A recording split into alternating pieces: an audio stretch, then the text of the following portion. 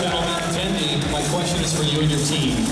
After placing second at the International 3, how has your team been making adjustments?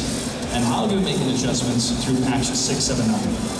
Oh, we were practicing so hard, almost. Now we can fight and show everything we got.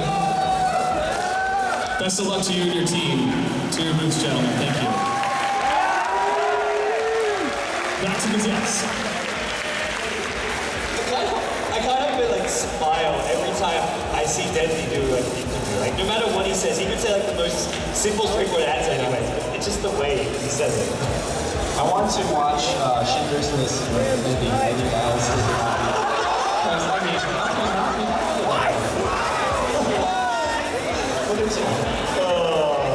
this guy is an absolute character, and the Navi is full of absolute like, stuff. They're going to take on Team Liquid here, getting ourselves ready in the game. Then he has his work cut out. Up against Ball with mid lane, and also just coming off a loss against Sigma. For them, this is a very important match. They're here on the main stage. They probably got almost as many fans as Liquid.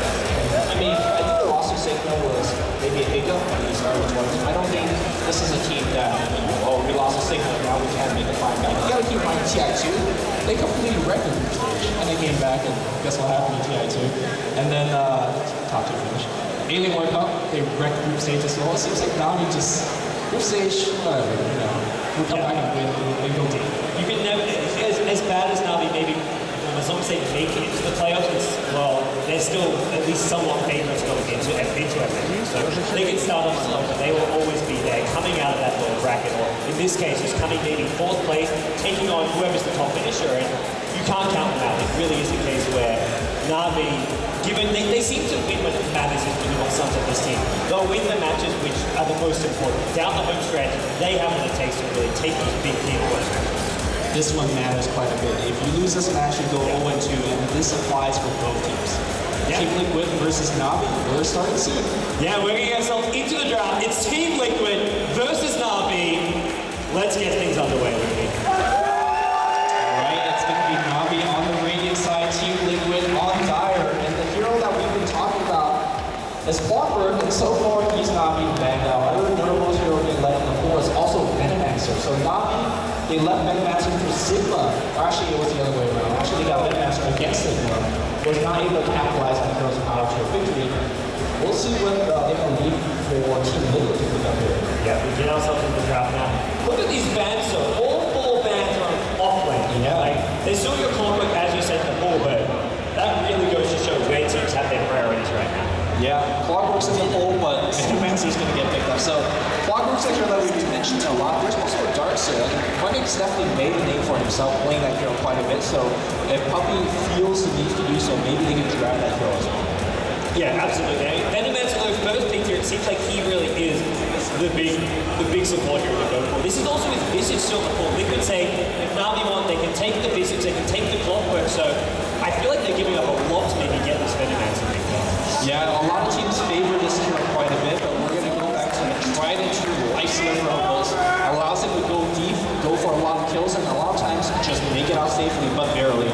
It synergizes so well with Navi's playstyle. Also with the heroes that like to win the game. If you get something like a Storm Spirit or a Puck, there's your lifesteal or your best bomb coming in. It goes well with your funding Clockwork if they want to pick up that off the off-lane. And even if Liquid themselves get Clockwork, lifesteal is great against Clockwork. Navi debating on the second pick, that's going to be Lich, a hero that we haven't seen too much on the mainstream today, but he's going to be somewhat annoying to deal with against as well. Now, one thing that you have to keep in mind is that Venomancer does a buttload of damage in a team fight. If you allow him to drop off a couple of poison sting wards, drop off his ultimate, your support, your backline support especially, is going to take a beating. Lich is not tanky the last time I checked. This just feels like an unusual draft compared to what we used to like. But not The alternative is a feat to still back for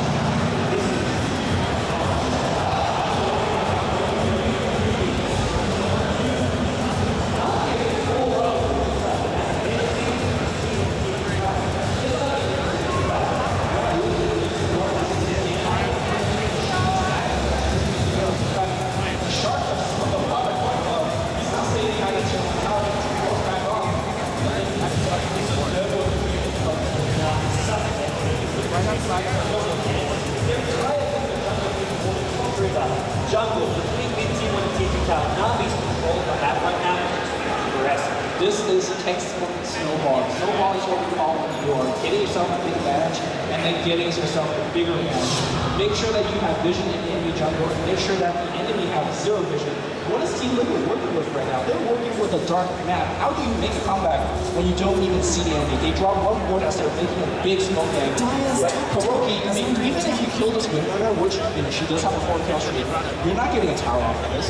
So even if they get this kill, it's not going to be worth that much. And Navi could rotate. Clockwork TP's in with a hook shot. This could get turned around very easily. Are there TP's coming up?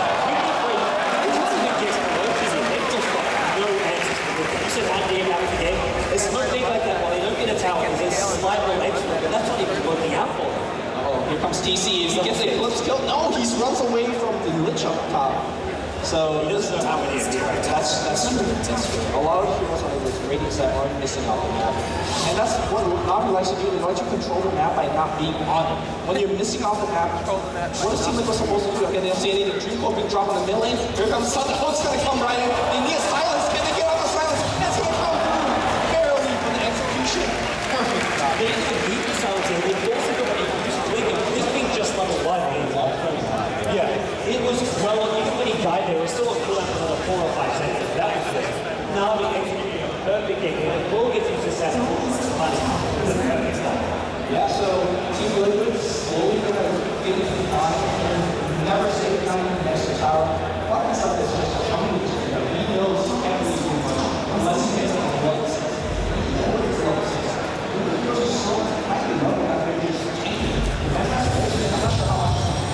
Yeah, Boba trying to just jump those over the tag. He saw that 8 people right there. Then he scouts on the ones that would come in. Which sure he'll go find it, and that's the skill of the So anything to slow it down right now. Liquid is so well out of this game. How Boss gets his out. He's got basic guns, and he's very close to that. With dagger online to Dandy, so I mean, how do you dodge fights against Navi? Cooldowns are very short on the core on the hook shot. They have precise initiation now with Dandy. And you might as well count that Clockwork because that's precise, because so far he's missed like 1 out of like the 3 or 4 he's fired. Top lane. There's also the rage hit. Woke up with the way. Did you see him take like a little hook shot? There's nothing more to do. He does not enjoy this true appearance. Which has changed off. And fighting Navi in this point of the game is just been impossible. Yeah, Flock himself, if you look at what he's doing, he has the right idea. He knows that his struggle is more than words. Yeah, he's not fighting it, which is actually just, I mean, you gotta keep in mind that when you're losing like this, these wards are literally expensive as heck. And not being able to find an observed ward is just really, really unfortunate. He wastes 200 gold on these seconds left behind, but Navi's warding is just catching Liquid by surprise. They're not warding the obvious point bar into the high ground. Dandy could find him, but he's going to put that coil up and find it. He can still orbit sides, he gets the kill. Dandy sniping him down.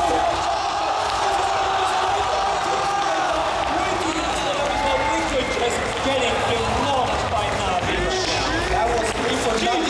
She comes out from way too. As Navi takes the game 22-5.